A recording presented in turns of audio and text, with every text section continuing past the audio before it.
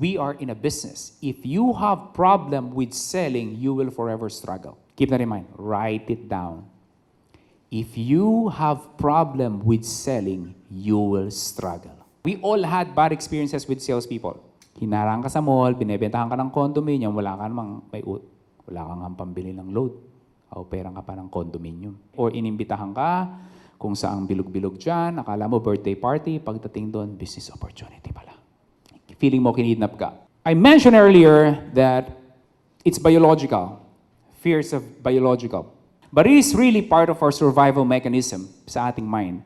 Fear will always be there. Kasi isipin niyo guys, long time ago, wala pang kuryente, internet, right? Wala pang civilization. Isipin niyo yung mga kanununuan na natin na nakatira sila sa gubat. Right? Sa gubat, there will be wild animals. Kung wala silang fears, we won't survive. Wala pong species natin. Kasi think about it. Merong malaking leon. From afar, makikita nila, tumutunog na yung mga bushes and trees and all, right? Ano kaya yun? Ano kaya yun? Titingnan nila. Fear is part of them. Fear is part of art.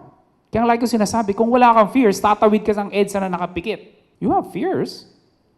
Fears is normal. You are not flawed. You are a human being. So if you feel that you have fears, Sir John, you know, mahina kasi yung loob ko eh. Meron ba dyan nakaka-relate? Right? Hey, listen.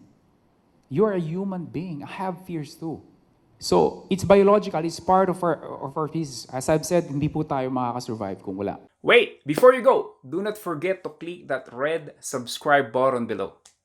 Appreciate it. Thank you for watching.